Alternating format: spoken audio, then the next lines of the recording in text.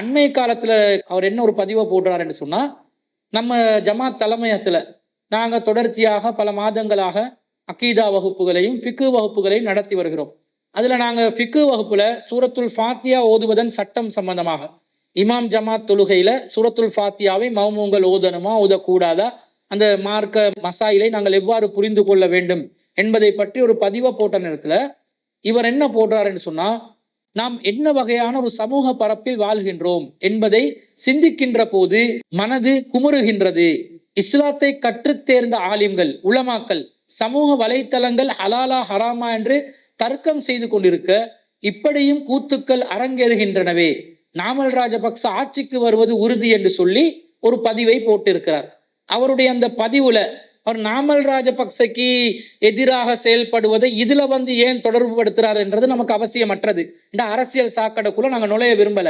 ஆனால் மார்க்கத்தை கற்றுத் தேர்ந்த ஆலிம்கள் சோசியல் மீடியாவை பயன்படுத்துறது ஹலாலா ஹராமா என்று சர்ச்சை செய்து கொண்டிருக்கக்கூடிய நேரத்துல அப்துல் ராசிக் போன்றவர்கள் எல்லாம் மார்க்கம் பேசுறாங்க என்று சொல்லி ஒரு விதமான நம்மளை இலக்காரமாக பேசிதான் அந்த பதிவை போடுறாரு. நாங்க என்ன கேட்கிறோம் என்று சொன்னா, மார்க்கம் பேசுவதற்கு இதுதான் தகுதி என்று சொல்லி நீங்க எங்கேயாவது கண்டுபிடிச்சு வச்சிருந்தா, ஏதாவது ஒரு ஆதாரம், ஒருத்தர் மார்க்கம் பேசுறதாக இருந்தா இன்னென்ன தகுதிகளை பெற்றிருக்க வேண்டும், ஹதீஸ்களில் இன்னென்ன விஷயங்கள் எல்லாம் ஒரு கரைத்து குடித்திருக்க வேண்டும், அரபு ஞானத்துல ஒரு மாமேதையா இருக்கணும், அது அல்லாதவர்கள் யாரும் மார்க்கமே பேசக்கூடாது என்றதுதான் அவருடைய நிலைப்பாடாக இருந்து அதுக்கான ஆதாரத்தை காட்டணும்.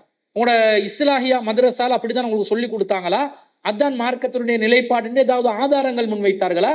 அப்படி ஆதாரங்களை முன்வைத்திருந்தா அவர் தாராளமா என்ன செய்யலாம், அந்த ஆதாரங்களை முன்வைக்கலாம், நாங்களும் பரிசீலனை செய்வோம்.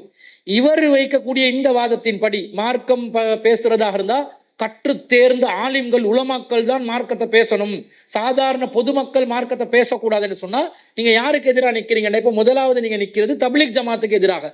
தப்லீக் ஜமாத் உள்ளவங்க தான் மார்க்கத்தை சரளமாக சாதாரண மக்களும் பாமர மக்களும் மார்க்கம் பேசலாம் என்ற ஒரு நல்ல புரட்சிகரமான கருத்தை இந்த சமூகத்தில் உருவாக்கினாங்க. இவருடைய பதிலடி யாருக்கு முன்னாடி முதலாவது தாக்குது என்று சொன்னா தப்லீக் ஜமாத்தினர் தான் தாக்குது. நீங்க இப்ப ஜமாத் இஸ்லாமி சகோதரர்கள் மார்க்கம் பொதுமக்கள் பேசக்கூடாது என்ற கருத்தில் இருக்கிறீங்களா? அதுதான் உங்களுடைய நிலைப்பாடாக இருந்தால் நீங்க பகிரங்கமா அறிவிங்க. தப்லீக் ஜமாத்தில் உள்ளவங்க நீங்க யாரும் மார்க்கம் பேசாதீங்க, தௌஹீத் ஜமாத்தில் உள்ளவங்க மௌலைமார்களை தவிர யாரும் மார்க்கம் பேசாதீங்க என்று சொல்லி உங்களுடைய மார்க்க ஆதாரத்தை முன்வைத்து அதை அறிவிக்க வேண்டும்.